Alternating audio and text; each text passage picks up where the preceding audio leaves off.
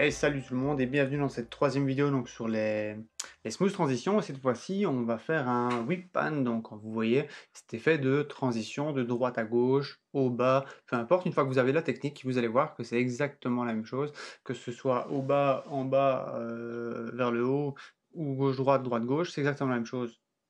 Alors, comme la vidéo précédente, hein, pour pas durer trop longtemps, qu'est-ce que j'ai fait? Ben, j'ai déjà tout préparé et on va parcourir node par node. Alors l'effet est super simple. La première chose, donc vous voyez, l'image se déplace et l'image du tout se déplace aussi. Ça, c'est pourquoi? Parce que j'ai créé donc un transform qu'on voit ici, qui est animé, donc on le voit de 19 à 29. Qu'est-ce que j'ai animé? Ben, j'ai simplement animé donc le déplacement.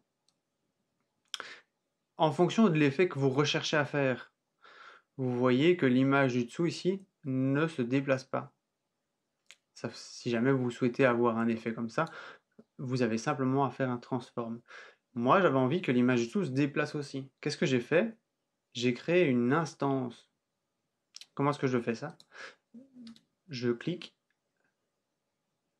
copier, je clique, paste, instance. Qu'est-ce que c'est une instance en fait? C'est exactement comme si je prenais le média 2, que je le foutais dans le transform 1 et que je le ressortais pour en faire un merge. Sauf que ça ne marche pas.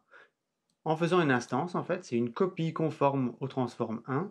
Et si jamais quelque chose est modifié ici, il sera automatiquement modifié dans l'instance. Donc si jamais je faisais simplement un autre transform, ah bah, je serais bon pour copier les transformations. Si jamais il y a des keyframes, je dois les copier. Si jamais j'ai des changements de ça de taille, je dois les copier. Enfin, c'est l'angoisse. Donc qu'est-ce que je vais faire? Je vais créer une instance et que je viens appliquer simplement à mon deuxième. Ça veut dire quoi? Ça veut dire en fonction, si jamais je change la taille, eh ben, donc ma deuxième image change également au niveau de la taille. Vous voyez, les changements se font exactement de la même façon.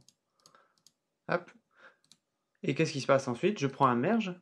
Comme ça ne change absolument rien à ce qu'on a fait dans les deux précédentes vidéos. Je prends le merge et j'anime le blend au niveau de 24-26. Évidemment, ça, c'est la transition de base.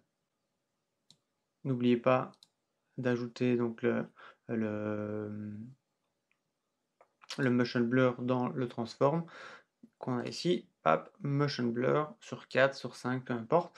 Ici, moi, certes, c'est pas trop mal, mais j'ai envie d'avoir un petit motion blur en plus, un truc un peu plus propre. Qu'est-ce que je vais faire en fait? Bah, je vais ajouter un directional blur, ok, qui est pareil, qui est animé de la même façon.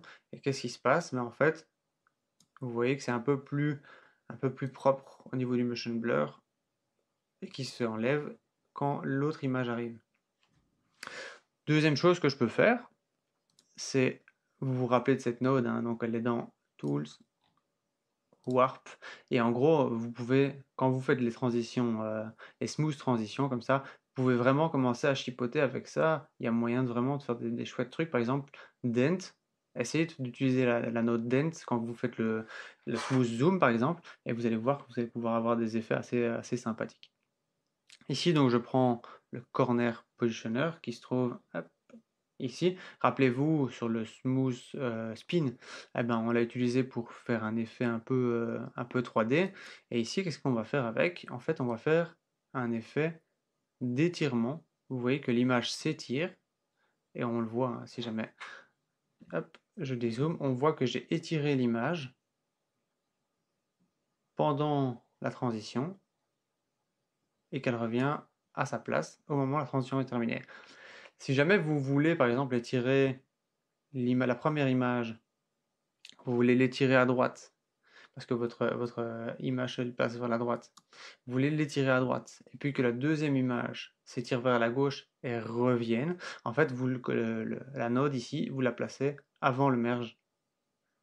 Et évidemment, vous n'animez qu'une partie, et vous placez une deuxième node corner positioner ici avant le merge, et vous animez l'autre partie. Hop, un troisième petit effet sympathique. Alors, quand vous voyez que des nodes sont noires comme ça, c'est simplement que je les ai désactivées.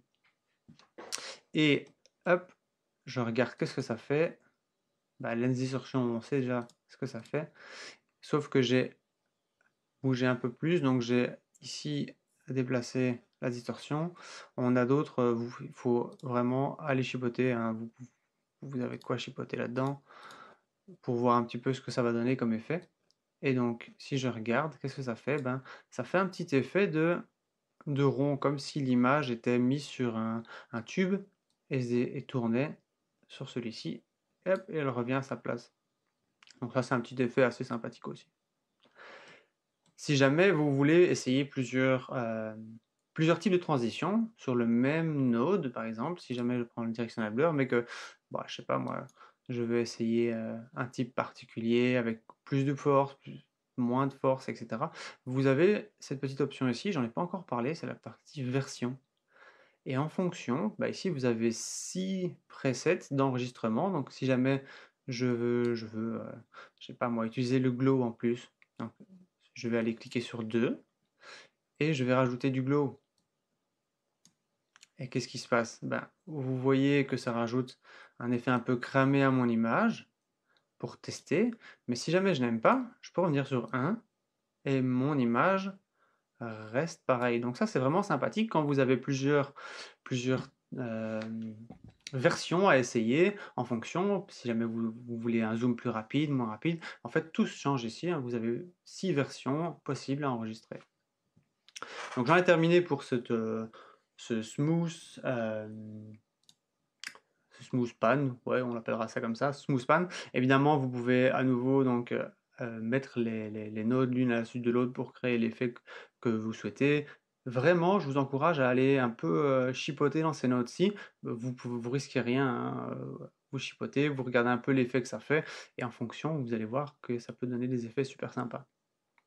Voilà, donc moi je vous dis à très bientôt. Si jamais vous avez d'autres idées de transition, parce qu'ici là j'ai fait les 3 transitions de base Smooth Zoom, si jamais vous avez d'autres idées de transition qui pourraient être sympas à décortiquer, vous me les mettez en commentaire et moi je regarde comment les faire dans Fusion et à ce moment-là j'en fais une vidéo. Donc je vous dis à très bientôt et ciao ciao!